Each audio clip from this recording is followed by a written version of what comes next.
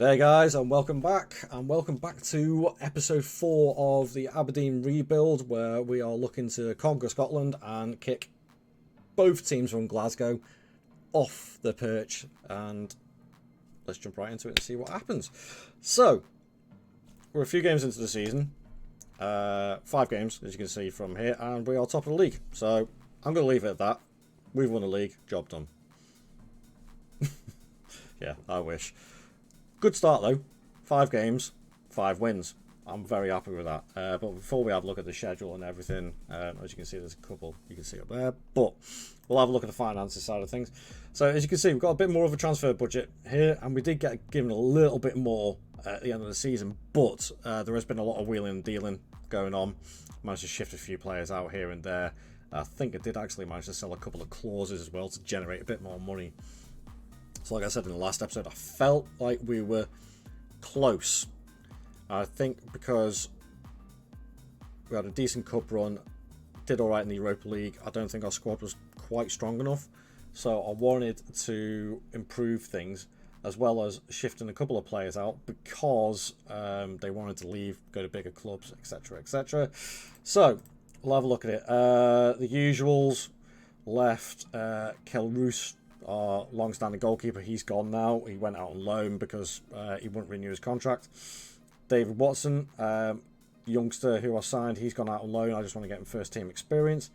And also Shea Ojo has gone, but his physicals and everything were just dropping off even at the age of 29, so I wasn't using him, so off you pop.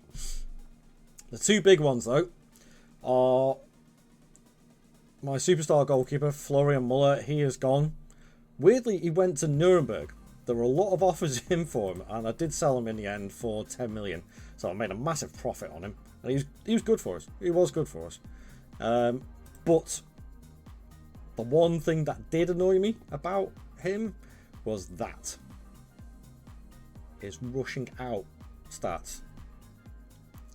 That could be a good thing, but it could also be a massive hindrance on this game if you have somebody who's got eccentricity into double figures and rushing out. They just do weird stuff.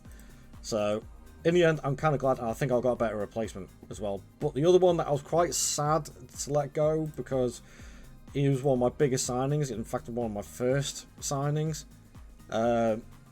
Omaragic. Bought him in for less than 4, sold him for 13.5. Again, great centre back for us, but at the end of the day, Premier League club came in for him, couldn't do anything about it. He wanted to go. That's just the nature of the game.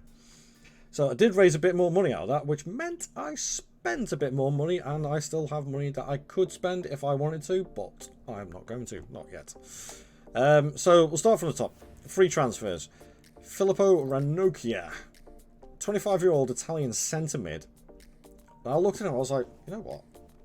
He's good. I've never heard of him before, but as a box-to-box midfielder, he's great.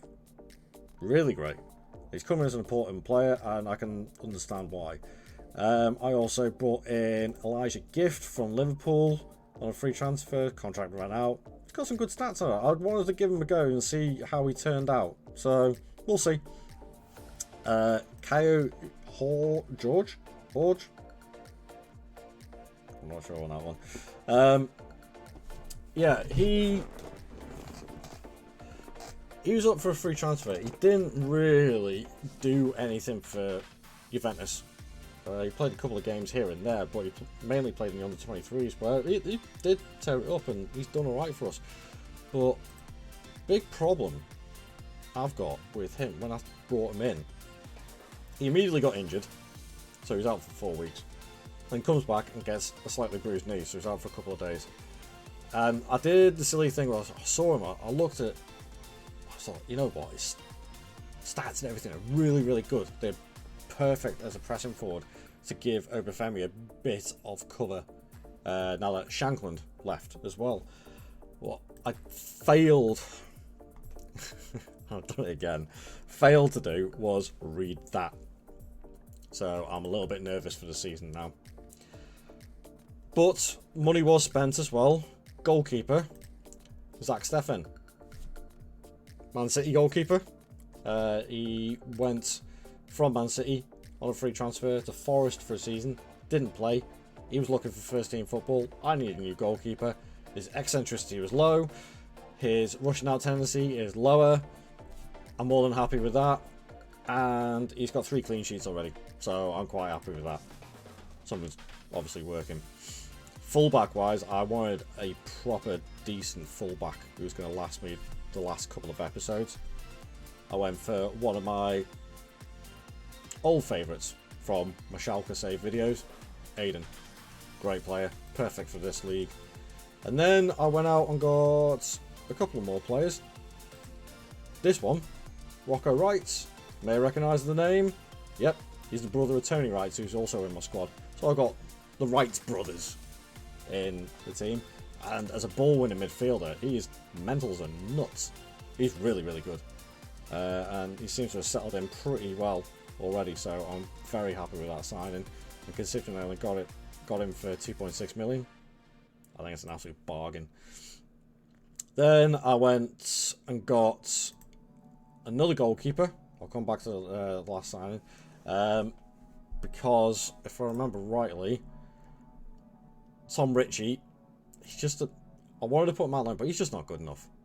So, he's a reserve keeper at the end of the day. So I wanted somebody else to back Stefan up just in case anything happened. So I got this Lino Casten, who I'd never heard before. I wanted the cheapish goalkeeper, but he was reasonably decent. And you know what? Yeah, he's okay. It's not too bad. And he wanted to come in as a backup, so it's all good. But the big money was spent on a new centre-back to replace Omaragic. And Joel Quanta came up. Now this guy, on FM23, his stats were nowhere near this. He has had a major boost up, or buff, or whatever you call it, this season. And because he's English/Scottish, if I remember rightly, if you look at his information, yeah, eligible for Scotland, eligible for Ghana, and eligible for England, comes in as a homegrown player as well. Oops.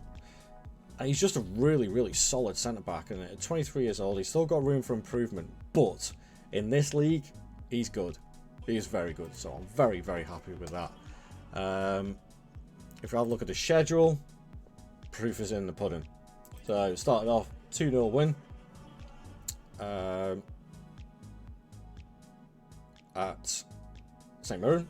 Sorry, don't couldn't read then.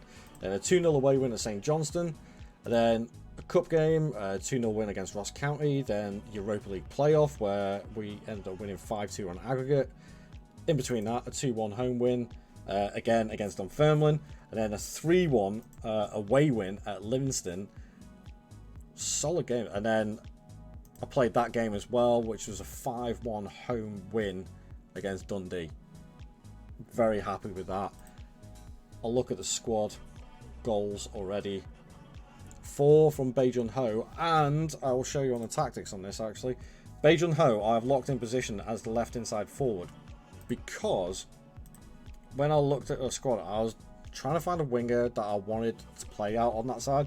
I was toying with the idea of putting Obafemi out on that side permanently and then putting George up front, but no, George was injury prone. I was like, and then Obafemi got injured, so I kind of spoiled that one. And I looked at my Korean man, who I completely forgot to tell you guys. I got this guy on a free transfer, but he came in the January. It's just the way their contract situation worked out from South Korea. So he played 12 games. Was it 12 games? So 18 games for us last season, 4 goals, 3 assists. Thought that wasn't too bad for 6 months in this league. Start 5 league games, 4 goals, 1 player of the match, 8 games in total. Not too bad, but I was looking at his stats and I was thinking, okay, he's got some good pace and acceleration, got the mentals, and he's working on the technicals because he's still young. And I thought, you know what, why not? So I'm retraining him as an inside forward just to see what happens. So fingers crossed that works out, but so far not too bad. So what I'll do, as per usual, we'll simulate the season, and I will see you guys in a few seconds to see what happens in this one. So see you when we come back.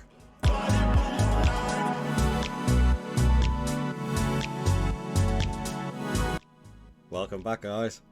And there, come on, we have it. Success.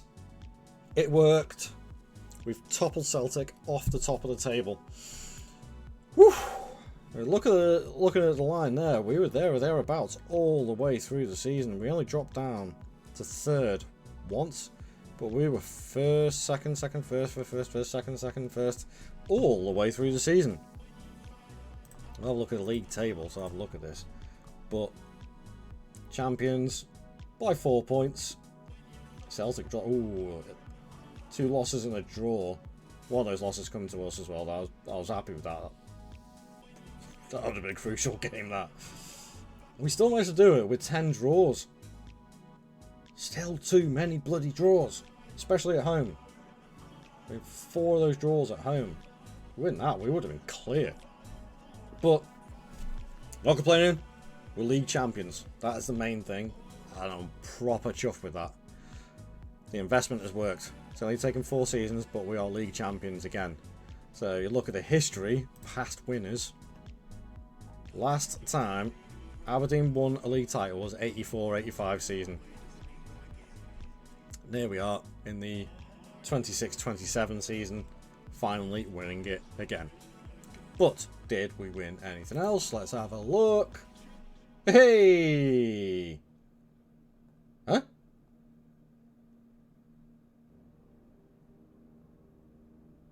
Hang on, a little bit confused here. What's happened here?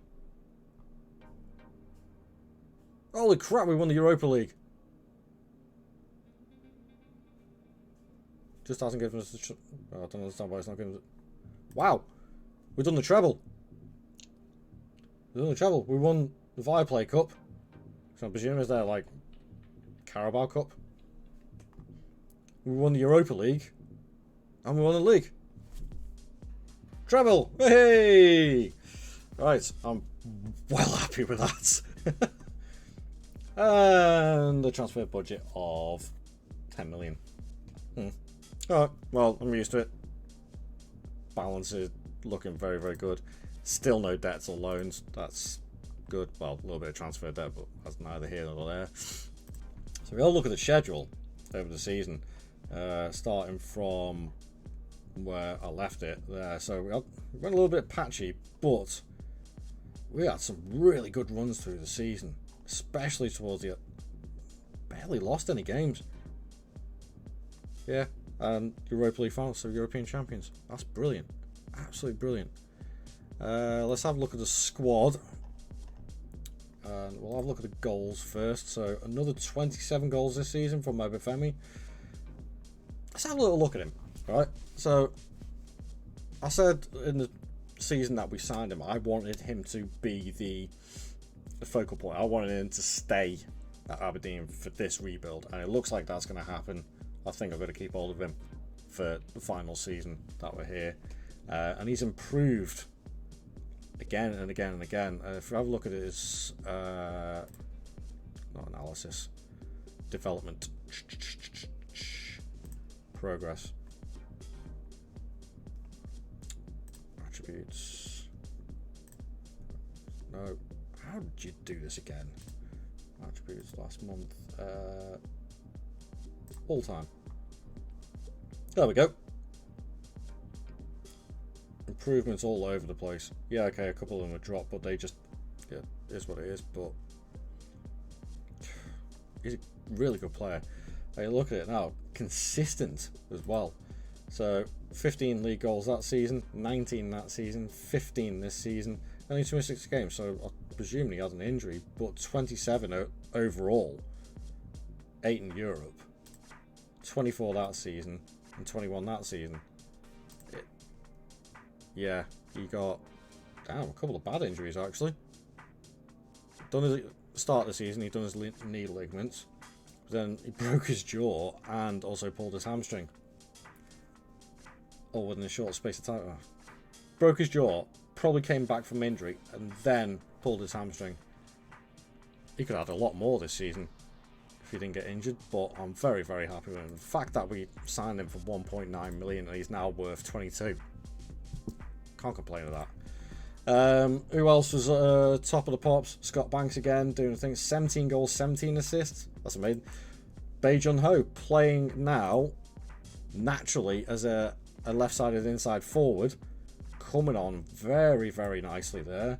And in total, 51 games this season, 16 goals, 12 assists.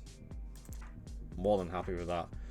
What about our newest signing? So Ranocchia, ooh, 14 goals, 19 assists from central midfield. Happy with that. Kaio George didn't play an awful lot, probably because he kept on getting injured. I'd hazard a guess at Quanta. Again, solid season, so no complaints here, guys. Absolutely no complaints at all. Treble winners. So now, the task is to do it again. Can it be done? Well, please tune into the next episode, the final episode, episode 5, and you can come find out and see what happens in that season. So thank you very much for watching, guys. Please do leave a like and subscribe to the channel, and I will see you in the next video. See you later.